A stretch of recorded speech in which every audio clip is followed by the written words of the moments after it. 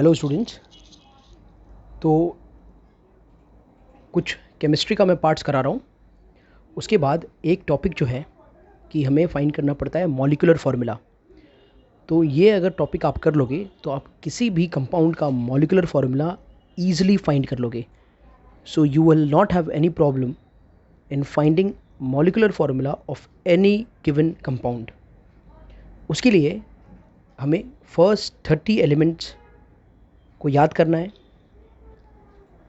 उसे याद करने के बाद उसके नंबर को याद करना पड़ेगा, क्योंकि उसका जो नंबर होगा वो हमें देगा नंबर ऑफ़ इलेक्ट्रॉन्स, जो काम आएगा हमें इलेक्ट्रॉनिक कॉन्फ़िगरेशन को स्टडी करने के लिए।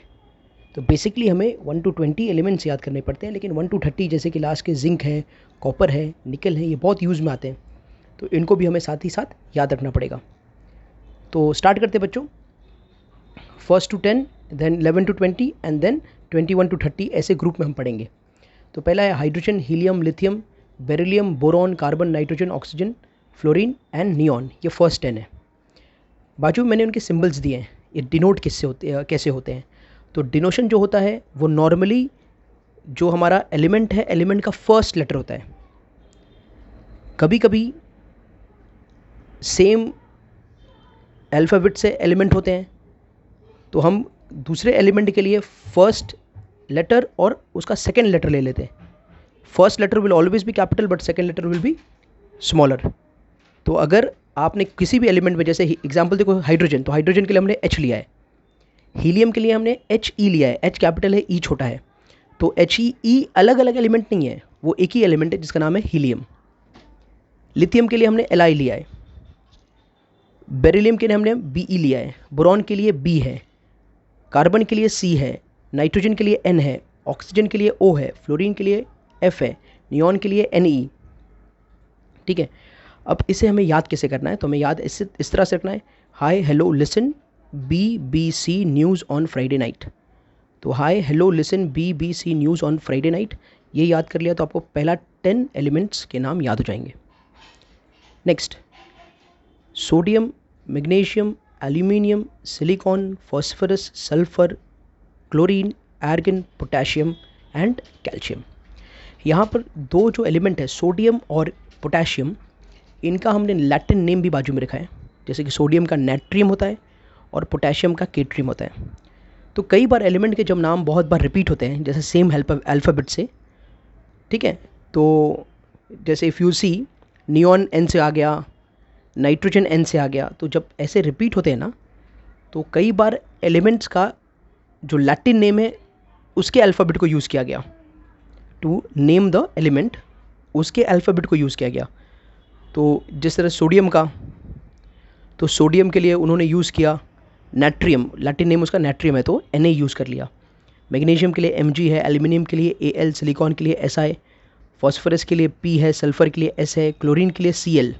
अब they have not used CH, they have used Cl। तो ये रूल हमने पढ़ा ना, उसका ये थर्ड पार्ट है। फर्स्ट पार्ट क्या था कि आप पहला लेटर ले लो एलिमेंट का, दूसरा पार्ट क्या था आप पहला लेटर या दूसरा लेटर ले लो। थर्ड पार्ट क्या है? थर्ड पार्ट ये है कि आप उसका लैटिन नेम यूज़ करो। और फोर्थ पार्ट क्या है? फोर्थ पार्ट ये है कि आप उसका फर्स्ट और not second but third alphabet ले लो। तो इस तरह से भी एलिमेंट को नाम दिए जा सकते हैं। तो ये सारे रूल्स जो हैं वो पूरे मेंशन्ड हैं। सिलिकॉन का ऐसा है, फॉस्फोरस का P, सल्फर का S, क्लोरीन का Cl, आर्गन का Ar, पोटेशियम दैट इज कैट्रियम का K, कैल्शियम का Ca। अब इसको याद करने के लिए हमने बनाया है, ना मांगो अल्लाह से पैसा सोना चांदी ऐश्वर्या कैटरीना कैफ। तो ना मांगो अल्लाह से पैसा सोना चांदी ऐश्वर्या कैटरीना कैफ, ये याद रखोगे तो 11 to 20 याद हो जाएगा।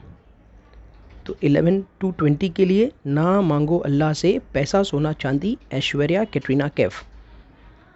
नेक्स्ट, आपका स्कैंडियम है, टाइटेनियम है, वेनाडियम है, क्रोमियम है, मैंगनीज़ है, आयन है, आयन को हम फेरस भी बोलते हैं, कोबाल्ट है, निकल है, कॉपर है, जिंक है। अब इनके लिए डिनोशन दे दिया है वहाँ पर, और इनको याद रखने के लिए साइंस टीचर वेरी क्रूएल, ये बहुत कॉमन है, बहुत लोगों ने इसे यूज़ किया है। साइंस टीचर वेरी क्रूएल मांगे आयन, कोबाल्ट, निकल, कॉपर, जिंक, ये सब साथ में ले लेना। आयन, कोबाल्ट, निकल, कॉपर, जिंक। तो साइंस टीचर वेरी क्रूएल मांगे आयन, कोबाल्ट, निकल, कॉपर, जिंक। ठीक है, तो this if you do this आपका फर्स्ट 30 एलिमेंट्स रेडी हो जाएगा। अब ये फर्स्ट 30 एलिमेंट्स है, मैं आपको इसका नेक्स्ट पार्ट में इसके कॉन्फ़िगरेशन सिखाने वाला हूँ कि किस तरह से हम इसके कॉन्फ़िगरेशन को फिल करते हैं। वो कॉन्फ़िगरेशन फिल करने के बाद मैं वहाँ से सिखाऊंगा आपकी किस तरह से आप उसके वैलेंसी को लेते हो।